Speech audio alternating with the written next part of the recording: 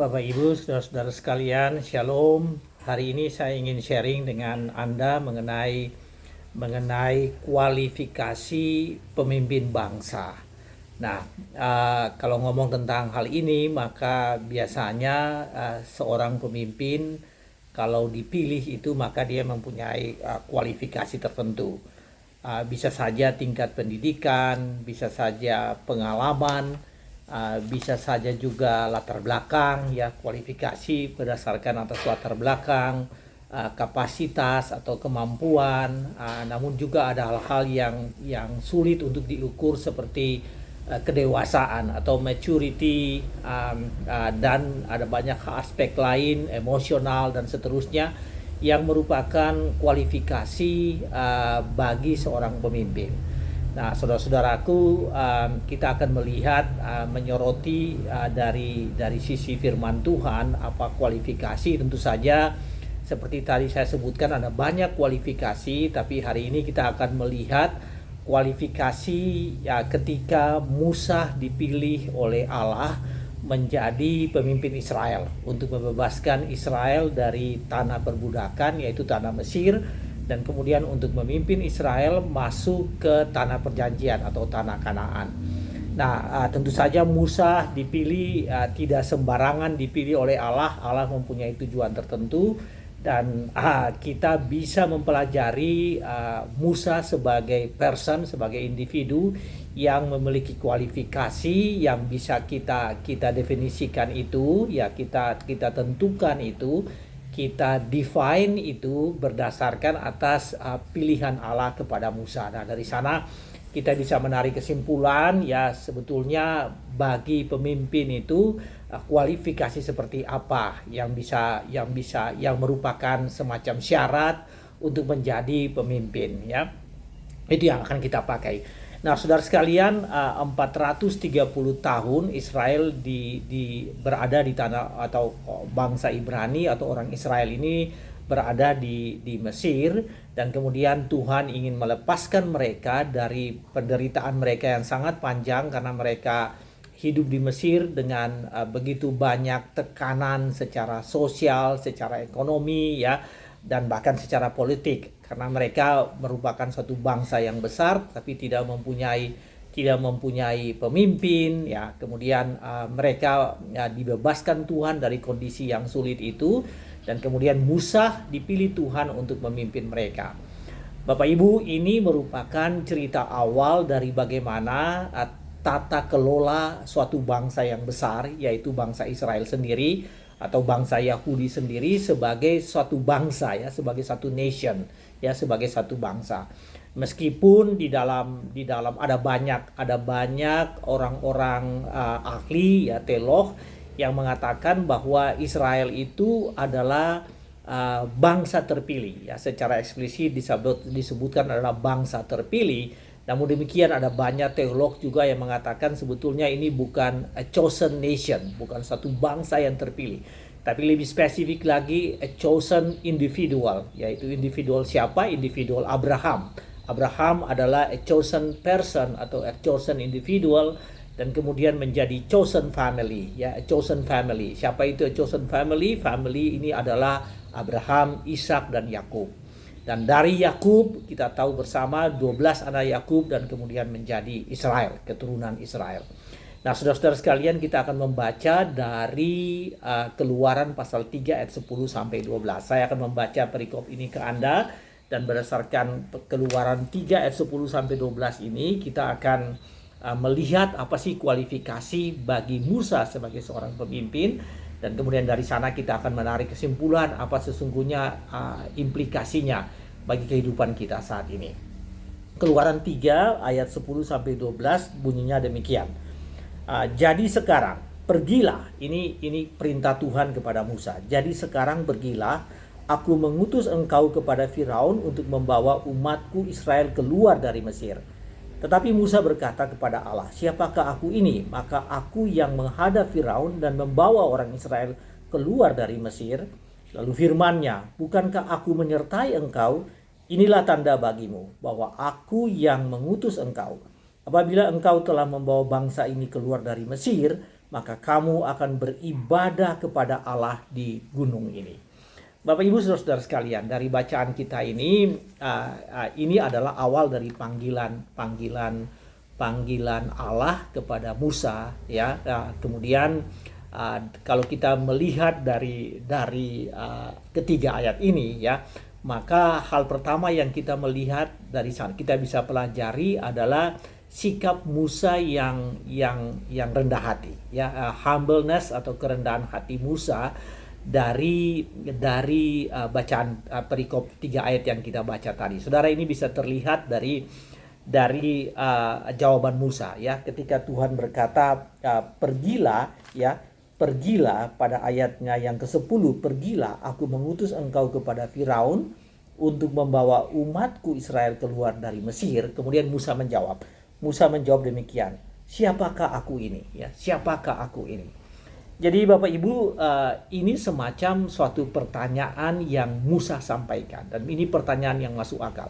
Musa sampaikan kepada Allah, siapakah aku ini? Dan ternyata Tuhan tidak membantah itu, Tuhan tidak mengatakan Musa itu siapa, tetapi dari jawaban Musa ini, dari pertanyaan Musa ini, siapakah aku ini? Di sini menunjukkan bagaimana humbleness, ya, atau ketidakmampuan atau kerendahan hati Musa. Jadi Musa ini semacam suatu penolakan, ya, penolakan Musa terhadap atau keberatan, ya, objection atau rejection dari Musa terhadap panggilan Allah ini.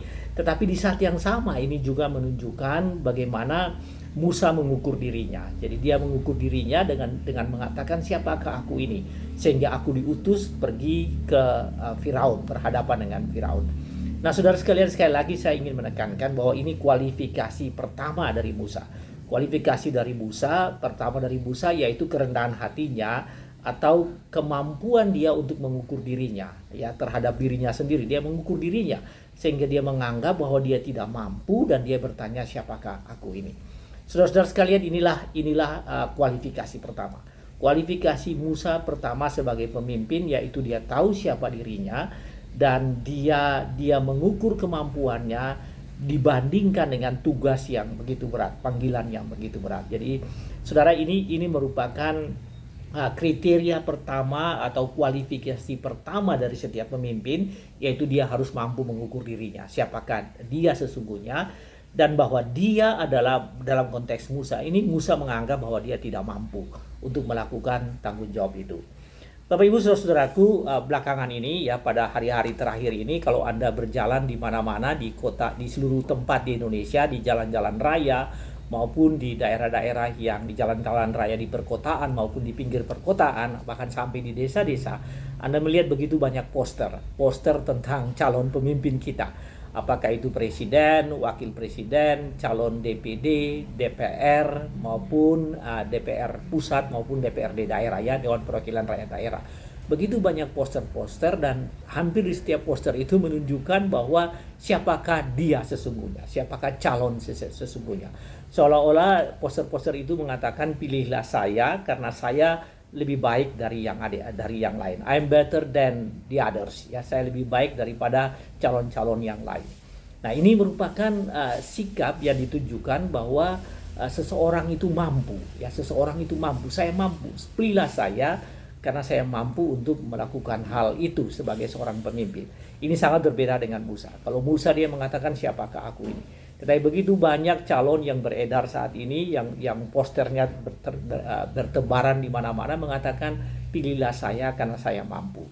Saudara-saudara sekalian, ada satu sikap yang harus ada pada setiap seorang pemimpin, yaitu kerendahan hati. Ya, kerendahan hati, merasa atau menilai dirinya bahwa dirinya tidak mampu. Kerendahan hati dan ketidakmampuan, ya, rasa ketidakmampuan, sikap ketidakmampuan ini yang membuat seorang pemimpin itu berhasil. Nah, Yakobus ketika dia menulis surat, ya, kepada orang-orang yang ada di perantauan, ya, jemaat yang ada di perantauan, Yakobus mengatakan begini, rendahkanlah dirimu di hadapan Tuhan dan Ia akan meninggikan kamu. Jadi kamu harus merendahkan dirimu di hadapan Tuhan, dan karena itu kamu akan ditinggikan oleh Tuhan. Nah, apa artinya ini bagi kita? Bapak Ibu Saudara sekalian, kalau Anda jadi pemimpin ataupun Anda bukan pemimpin tapi Anda harus memilih pemimpin, Maka kriteria pertama adalah humbleness. Kalau Anda jadi pemimpin Anda harus menjadi pemimpin yang rendah hati, yang mampu mengukur kemampuanmu, yang bertanya siapakah saya dibandingkan dengan pekerjaan yang akan dilakukan. Jadi sikap itu harus ada, dan ini merupakan kualifikasi yang penting. Namun kalau Anda yang memilih pemimpin, maka pilihlah pemimpin yang seperti itu, ya. Jadi jadilah follower. Anda sebagai pemilih berarti Anda menjadi follower. Jadilah follower bagi pemimpin-pemimpin yang humble, yang rendah hati, yang mengukur dirinya, yang tidak menganggap dirinya hebat, tapi menilai dirinya itu kurang, ya, rendah, kurang, dan karena itu membutuhkan pertolongan orang lain. Ini sikap yang paling penting ketika Anda menjadi pemimpin atau Anda memilih seorang pemimpin, maka pilihlah pemimpin yang rendah hati, yang merasa bahwa dia ini tidak mampu melakukan segala hal, tetapi dia perlu belajar dari orang lain. Dengan kata lain, pilihlah pemimpin yang humble, pilihlah pemimpin yang merasa bahwa dia itu masih tidak mampu dan karena itu perlu belajar untuk melakukan tugas yang penting ini. Dari sisi firman Tuhan, Alkitab mengatakan, rendahkanlah dirimu di hadapan Tuhan karena Dia yang akan meninggikan kamu. Saudara, itu kualifikasi pertama. Kualifikasi kedua, kita bisa melihat di dalam ayat bacaan kita ini, yaitu mari kita baca, ya, yang saya sebutkan begini, bahwa seorang pemimpin itu dia harus mengetahui dirinya, ya, knowing your weaknesses, ya, kelemahan-kelemahan Anda harus mengetahui, namun pada saat yang sama mengakui kekuatan dari yang lain. So knowing your weakness and acknowledging the strength of others, ya. Jadi your weaknesses, kelemahan-kelemahan Anda harus tahu. Tapi pada saat yang sama Anda harus mengakui kekuatan-kekuatan yang ada pada orang lain. Itu adalah kualifikasi yang kedua. Artinya bahwa seorang pemimpin itu bukan bisa melakukan segala sesuatu, dia punya kelemahan. Tetapi dia juga mengakui kekuatan-kekuatan orang yang lain. Saudara, dari bacaan kita tadi, ya, kita bisa melihat bahwa Musa membandingkan dirinya dengan Firaun, bahwa dia ini seseorang yang sangat kecil dibandingkan dengan Firaun. Meskipun dia punya latar belakang hidup di istana, tetapi sesungguhnya dia punya pengalaman hidup di 40 tahun terakhir yang berada di daerah yang di Midian, ya, yang jauh dari istana, sebagai orang biasa, bahkan sebagai peternak, membuat dia sudah hilang kemampuan dan pengalaman sebagai orang yang pernah hidup di istana Firaun. Oleh karena itu dia membandingkan dirinya. Saudara, dia berkata demikian. Musa berkata begini, siapakah aku ini? Maka aku akan menghadap Firaun, ya, aku akan menghadap Firaun. Saat itu Bapak Ibu Saudara-saudaraku, Firaun ini adalah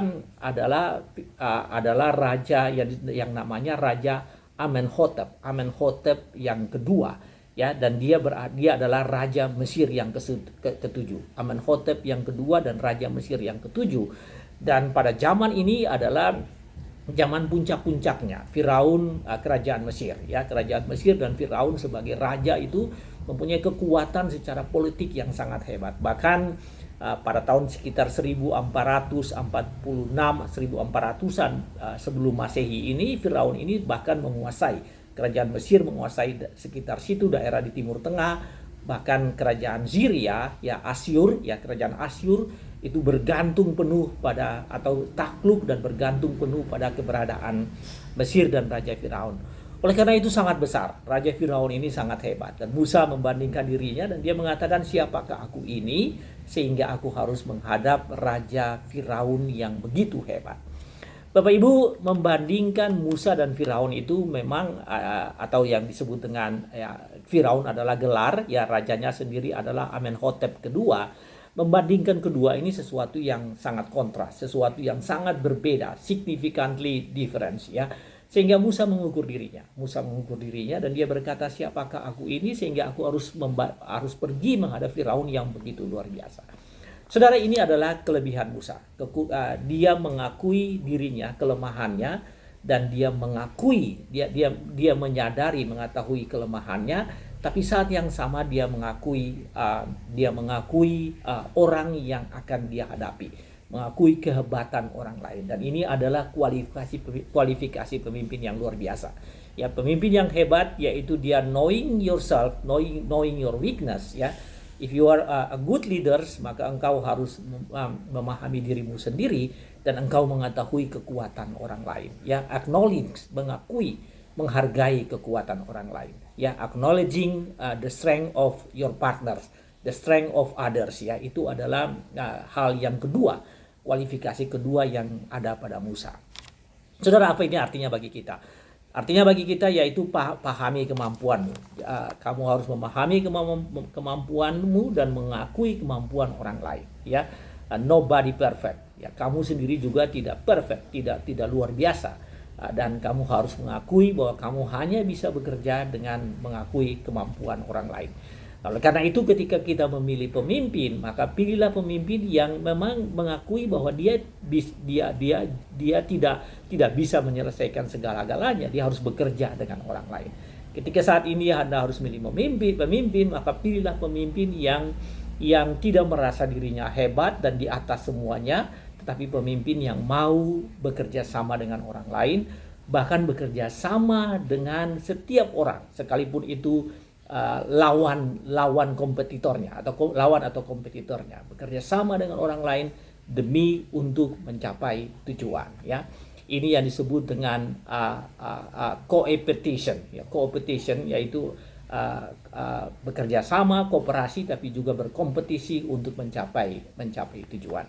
Saudara sekalian, itu hal yang kedua. Jadi kalau kualifikasi yang pertama tadi, mengetahui dirimu ini sendiri siapa, humbleness tadi. Yang kedua adalah mengetahui kemampuanmu, tapi pada saat yang sama mengakui kemampuan orang yang lain, ya, orang lain atau lawanmu atau kompetitormu atau partnermu, ya, mengakui kemampuan mereka. Hal yang ketiga yang kita baca dari sini yaitu dependensi kepada Tuhan, ya. Kualifikasi Musa ini yaitu dependensi, ketergantungan sepenuhnya kepada Tuhan. Saya ingin membaca ayat itu kepada Anda. Musa berkata di dalam ayat 11, "Tetapi siapakah aku ini? Maka aku akan menghadap Firaun dan membawa orang Israel keluar dari Mesir."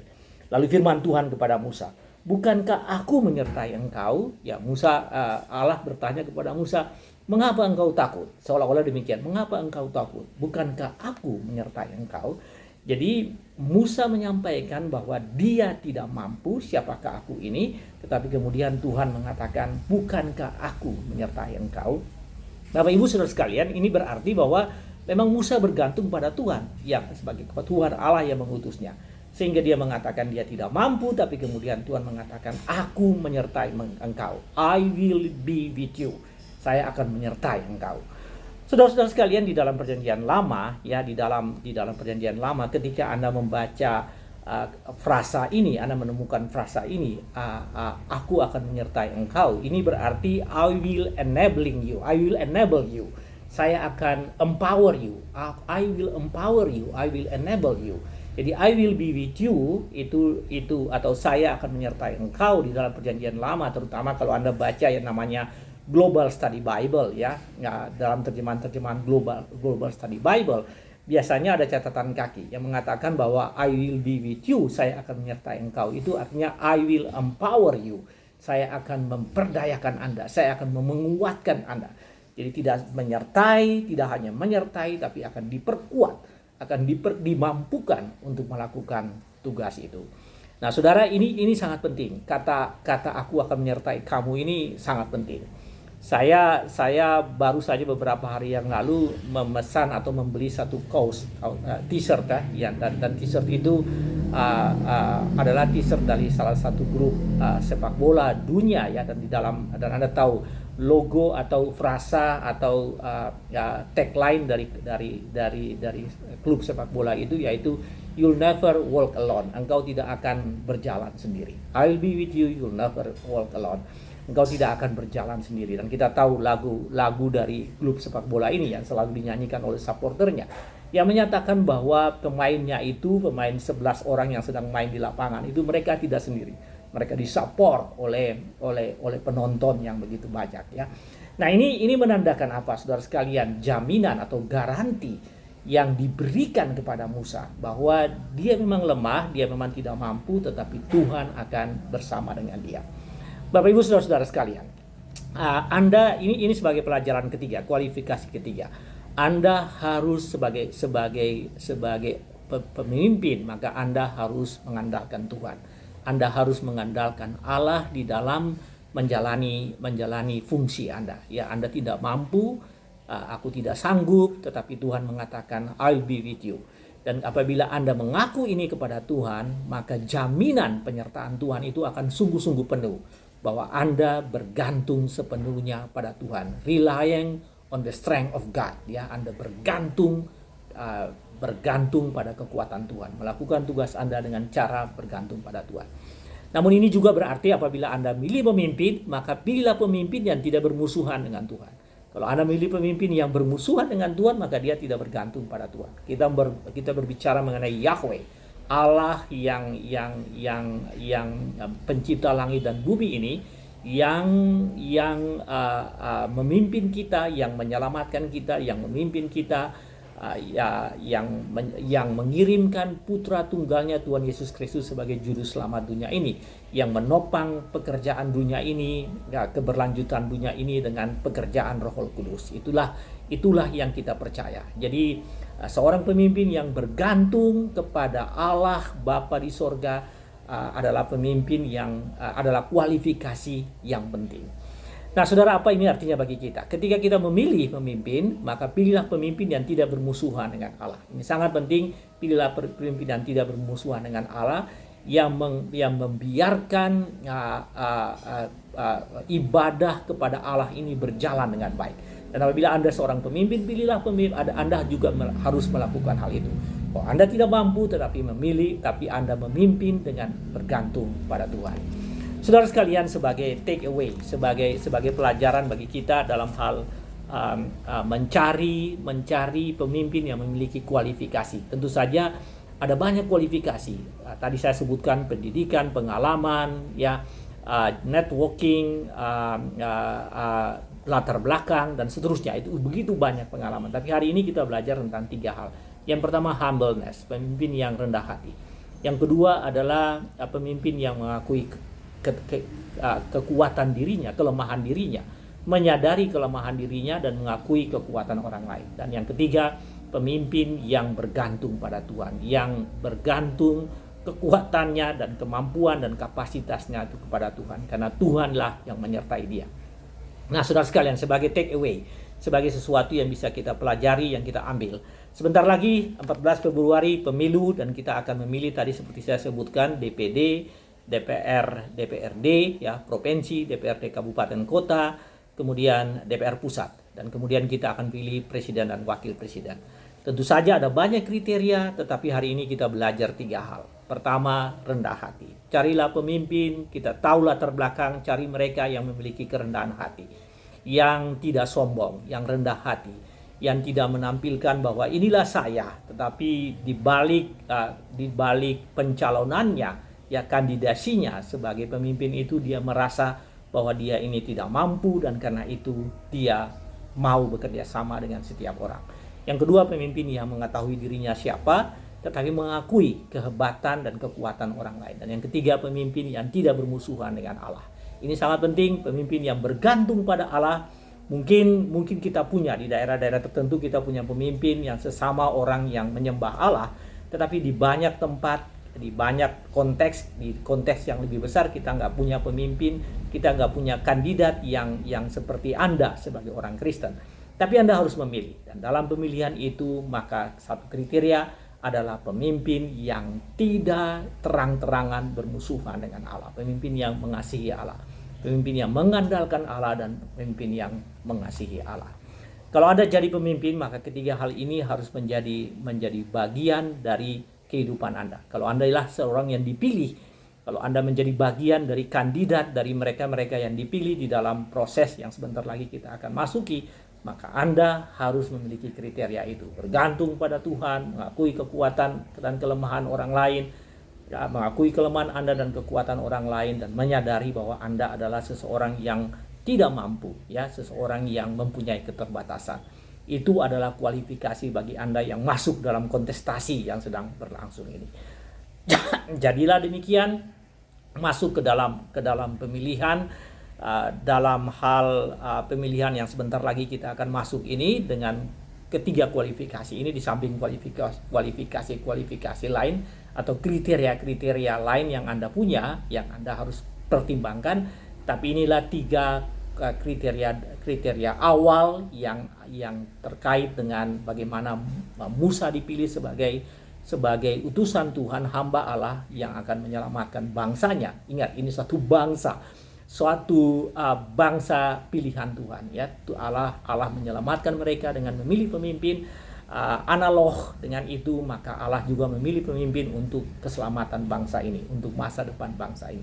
Dan karena itu kita terlibat di dalamnya, dan hendaklah kriteria ini menjadi bagian dari pertimbangan Anda masing-masing, ya, di dalam melakukan pilihan Anda. Saudara sekalian, bukan kita masuk dalam politik praktis, tetapi sebagai orang percaya kita punya hak untuk memilih, dan mulai dari sekarang kita mempertimbangkan hal ini, bahwa orang-orang yang kita pilih ini adalah orang yang sesuai dengan kriteria Anda masing-masing. Dan saat ini ada kriteria yang kita pertimbangkan: kerendahan hati, ya, mengakui kekuatannya, kelemahannya, dan mengakui kekuatan yang orang lain. Dan yang ketiga, dependency on the strength of God, ya, bergantung pada kekuatan Tuhan, ya, mengandalkan Tuhan, atau lebih pas itu tidak bermusuhan dengan Allah yang kita sembah, Allah yang kita imani. Saudara, itulah kriteria. Masuklah dan ikutlah dalam kontestasi, ikutlah dalam proses yang luar biasa ini, pesta demokrasi, dan masuklah dan ikut serta sebagai bagian dari warga negara yang bertanggung jawab. Tuhan berkati saudara sekalian. Amin.